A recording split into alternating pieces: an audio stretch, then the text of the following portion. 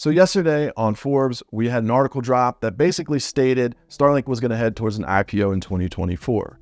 And for those of you who don't know what an IPO is, it's basically the process of taking a private company public and putting it on the New York Stock Exchange. Just like we see with Tesla, you can then go out and buy stock in that company. Now, will this happen? It's an exciting proposition, but unfortunately, after a few hours of buzz surrounding this article, we had Elon come out and tweet false. That's it, just one word, false. But that left a question in many people's mind. Is he talking false to the IPO, or is he talking false to the date of 2024? Now, from my perspective, I think it would work in his favor to separate Starlink from SpaceX. So let's back up really quickly for those of you who may not know. SpaceX basically owns Starlink. They're all one thing. So the same company building rockets and shooting billions of dollars worth of equipment into space are the same companies providing satellite internet in the form of Starlink. Now, you can imagine there's a lot of liability there. And in the business world, we like to build with these things called silos. And basically, if you have successful business units, at some point, because of liability, if you're in a very volatile industry, it makes sense to build protection around them in case someone gets sued. So if we have a rocket blow up, for example, and there was negligence involved, they couldn't go after the assets of Starlink. So this is a very common practice used by a lot of different people in bigger companies to protect their assets legally in case they get sued. They can't get blanket sued and lose everything. So from that perspective, I think at some point he's going to have to break it away. Now, that doesn't automatically mean he has to go public. He could keep those two private, no problem. But I also speculate that Elon needs different asset pools and different things he can borrow against because he's made a very poor decision in his purchase of Twitter, now known as X. So if he does this, he now has two publicly traded companies, which he will own stock in as well. And if the stock goes up, he's personally going to get more money. Now, that's great for him personally, but we need to look at the finances of both SpaceX and Starlink to understand where that can create a problem. Starlink in 2021 did about $222 million in revenue.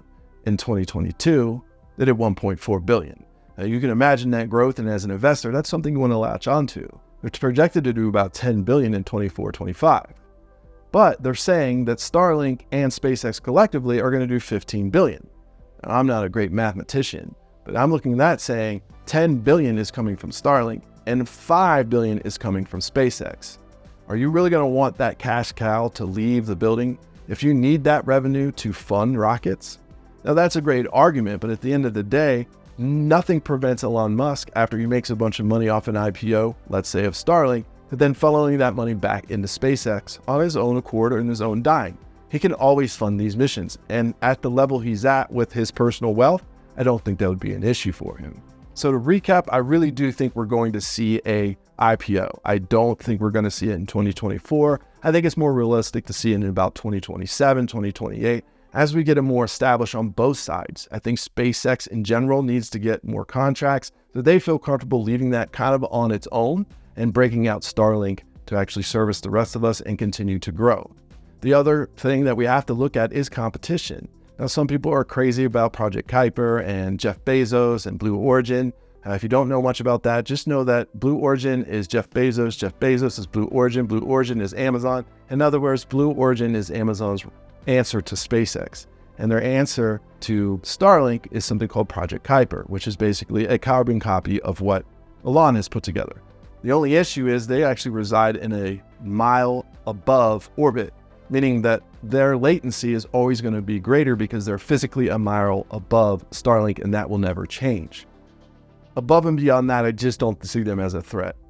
Really, Jeff Bezos and Blue Origin haven't really gone into outer orbit yet. They haven't delivered any payloads, and they're leveraging another rocket company to deliver any of their Project Kuiper satellites, of which they're greatly behind schedule.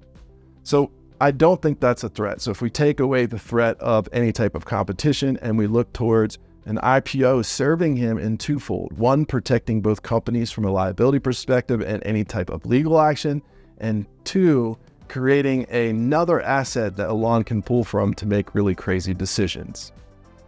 If you like this video, please feel free to like, subscribe. I'm Hill Phantom. I'll see you next time.